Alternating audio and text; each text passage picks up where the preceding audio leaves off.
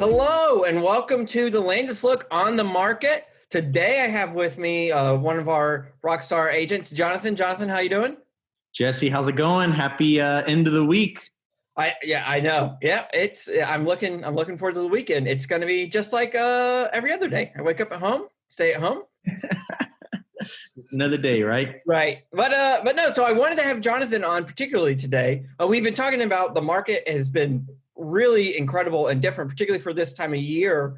And Jonathan actually just listed a house. And if I remember correctly, it went under contract the first weekend. Is that right? That's correct. The market was extremely good to us. I think we priced it well, happened to have a really good realtor as well. So, I think a lot of that definitely came into play. Right. So how many showings did you have your first weekend? Yeah, great question. So listed on Thursday is kind of our team process. Over the weekend, including a very appointment-only style open house, we had about 40 showings in the first weekend. So lots of people came through the house. Well, I think one reason too for you, well, I went and saw the house. Was it was a very affordable house. If you listed it at $250, right? Mm-hmm.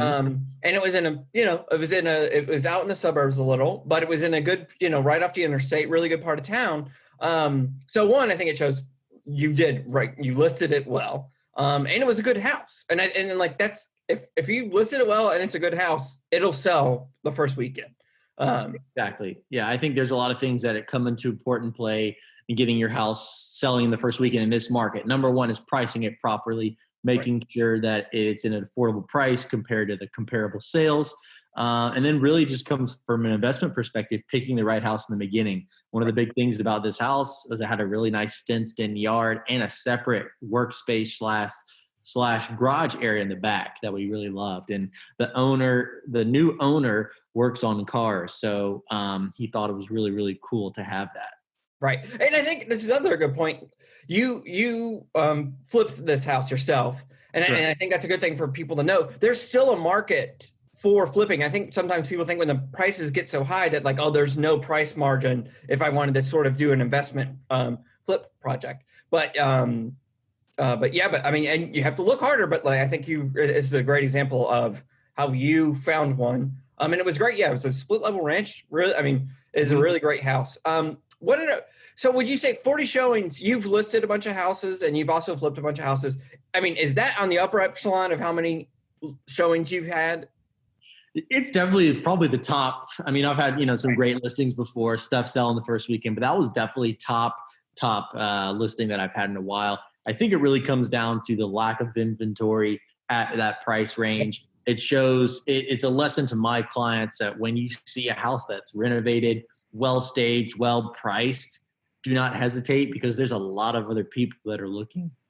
Yeah, I mean, I just and this is again anecdotal, but my friends are listing their house with the team this week, and they're using Lauren Marshall on the team. And I sent Lauren a text like, "Hey, just keep me updated, what's going on." And we listed the house on Thursday, and they already had 8 showings scheduled by 2:00 on Friday, or 2:00, sorry, on Thursday. So I mean, I think people are really feeling the motivation to get out there and see it that first weekend to put offers in. But speaking of listings, let's go through our listings for the week. Let's have a look. All right. Up first is 143 South Avenue. It's a 3-bedroom, 2.5 bath in the heart of Summerhill. It's got a front porch and a private upstairs balcony.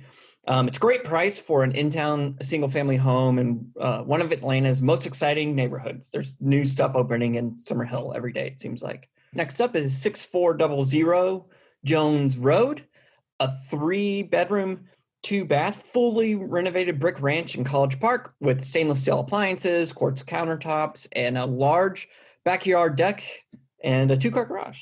And then next is 6630 Williamson Drive. It's a 4-bedroom, 3-bath, renovated 2-story traditional in Sandy Springs. Neighborhood has tennis courts and a swimming pool, and it has a finished daylight basement. Last, we have 1068 Manigault Street.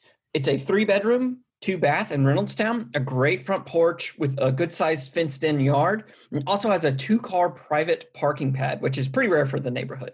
All right, well, there you go. Those are our listings for the week. If you would like to see any of those or have any questions about real estate, please reach out to Jonathan or any of our agents. Particularly if you wanted to reach out to Jonathan about investing and flipping houses, he obviously is an expert at that. So reach out to us if you have any questions, and we'll see you next week.